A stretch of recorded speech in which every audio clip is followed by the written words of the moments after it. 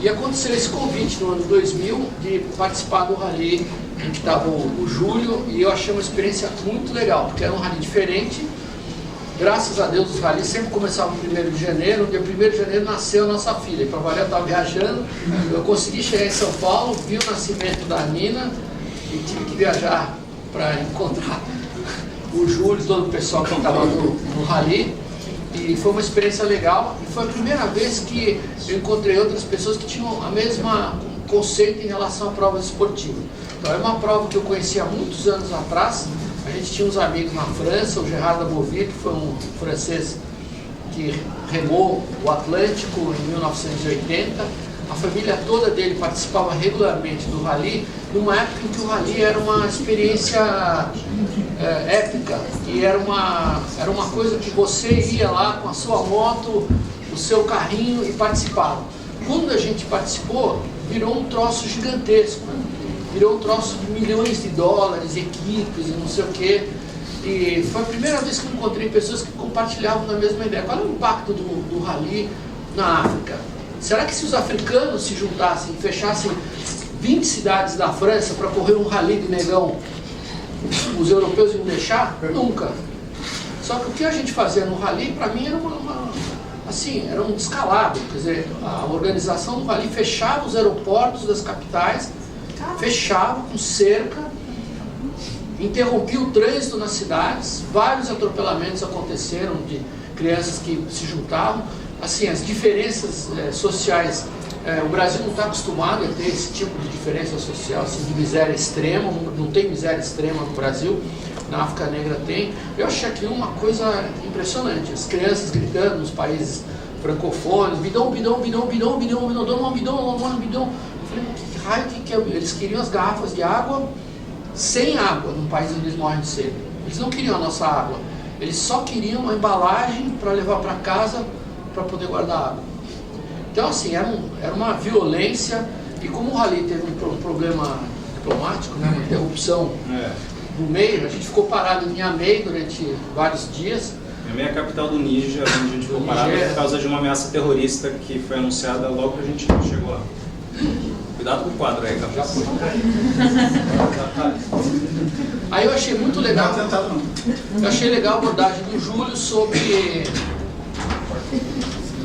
o rally. Quer dizer, ele dá uma abordagem diferente. Depois de alguns anos, a gente olha, e é claro, assim, eu acho que a fase heróica do rally passou. Como, por exemplo, agora a gente está envolvido com a história da regata de volta ao mundo. Estamos indo para lá, eles estão barcos, estão em Itajaí. Nós vamos fazer um resgate agora, essa semana, do barco chinês que quebrou o mastro. Mas hoje uma volta ao mundo é uma prova totalmente sem graça. São equipes com patrocínios milionários que nunca vão acontecer no Brasil. A única exceção foi o Torben, que conseguiu 2 vezes por mérito próprio, e levou 25 anos de tentativas para formar a primeira equipe. 25 anos. Quase há 30 anos atrás eu assisti ele aqui em São Paulo fazendo uma demonstração, tentando conseguir juntar dinheiro para participar da então Volta ao Mundo, que chamava Whitbread. Era uma prova onde barcos normais participavam. Hoje virou uma prova ultra sofisticada, de barcos que, para falar a verdade, eu não gosto, porque são barcos de 30 milhões de dólares, acaba a regata, vai para o lixo.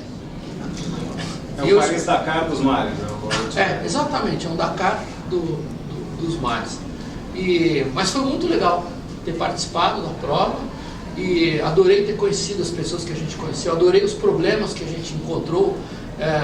Eu tive várias discussões na primeira semana com o piloto do meu carro, que era o Kaká Closet, porque no primeiro dia um trawler, da trawler brasileira, feito no Ceará, mas com toda a geometria de câmbio, caixa de trem alterada, quer dizer, o carro era uma bomba relógio para quebrar. E foi um milagre que os 4 carros brasileiros chegaram até as pirâmides. Na primeira hora de corrida do rally, ele saiu que nem um tarado, encostou o carro na bunda do carro da frente. Eu falei, filho, para, nós temos que, sei lá, 11 mil quilômetros para fazer, nós vamos ficar na média entre o 100º, 42º e 100º, 44º, eu quero ver as pirâmides. Ele já estava com kit de fralda para não parar de fazer xixi. Não morreu na Antártica, não morreu atravessando o Atlântico lá, não morreu numa porcentagem. Ou seja, precisa ter muito controle para se controlar. Eles provocam os carros para quebrar, porque o objetivo do rally é econômico, é eliminar o máximo possível de competidores, tiram eles da prova e ficam com o dinheiro que eles já pagaram adiantado. Então, eu comecei a entender a prova de um outro jeito e encontrei um respaldo de alguns jornalistas franceses que entenderam que era uma prova absurda, não vai durar muitos anos isso. E uma das conversas mais legais que eu tive quando o Kaká acalmou e entendeu que a gente tinha que ir com cuidado, nós tínhamos 4 carros brasileiros e 2 mecânicos. A equipe da Renault tinha um carro e 36 mecânicos. Então, não tinha chance de ler, sabe? E assim a gente tomou uma atitude de tentar conhecer o máximo que a gente podia e se esforçar para chegar até as pirâmides. Mas o que eu queria dizer assim, que eu achei muito bacana, porque nunca no Brasil ninguém escreveu esse outro lado do rally. É uma prova que é interessante. Eu sou de origem árabe. Eu lamento, mas tenho parentes que são muçulmanos, nós somos maronitas no Líbano e a gente não, assim, a gente respeita o culto. Eu não acredito em Deus, não ligo para religião nem nada, mas eu adoro estudar sobre religiões, o que faz com que as pessoas depositem tanta fé numa religião. E por que elas tentam atrair outras? Na religião islâmica é uma super ofensa você invadir o solo das pessoas e, desculpa a expressão, fazer cocô nesse solo. E quando a gente terminava, assim, a gente chegava às vezes 11 da noite, ficava 3, 4 horas arrumando o carro, dormia exausto para acordar às 4 horas da manhã, e aí às 4 horas da manhã todo mundo ia saindo das barraquinhas, porque são barracas dentro de um aeroporto, embaixo dos aviões. A gente saía e tinha 1.500 pessoas saindo junto, fazendo cocô no escuro. Então era impossível andar sem pisar na bosta. Assim, eu falei, primeiro que eu não gosto de pisar na bosta. Segundo, que para os meninos muçulmanos lá, uma baita ofensa, tanta gente fazendo cocô na terra deles. A terra deles tem um significado diferente do que para nós. E aí a gente falou, o Kaká falou uma coisa interessante, falou, amigo, esse rally, até chegar na Líbia, que a gente passou, né? Pela Líbia, onde havia uma conexão social entre o evento e a população local, porque nos países anteriores à Líbia, no Burkina Faso, Niamey, no Niger, não havia uma conexão. Então era um evento totalmente estranho, satelital. A prova não comprava comida no local, não comprava água, não comprava absolutamente nada, não tinha nenhuma conexão cultural com a região onde o evento acontecia. E aí a gente começou a brincar com a ideia e falou, olha, eu acho um troço desse, e é tanta competitividade, é uma competitividade boba, porque é uma prova de resistência. No mar, quando a gente vê um barco competidor numa regata de volta no que quebra, a gente larga a regata e vai lá acudir.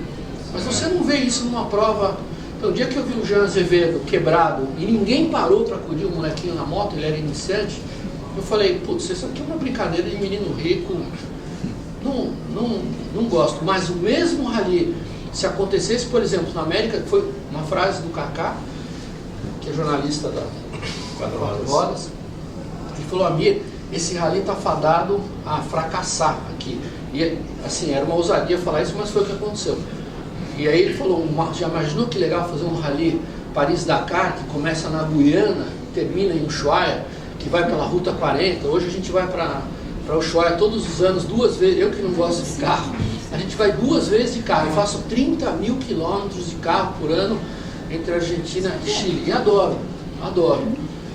E a gente leva as meninas, que elas estão grandes agora, já tem 17, 18 anos, e eu achei que elas não iam gostar de ficar, sei lá, fazer 1.400 km por dia, mas elas adoram. E foi o que aconteceu. Então hoje o rally acontece na América do Sul, e aí eu achei que o Júlio foi muito feliz de colocar um olhar diferente sobre uma prova como essa,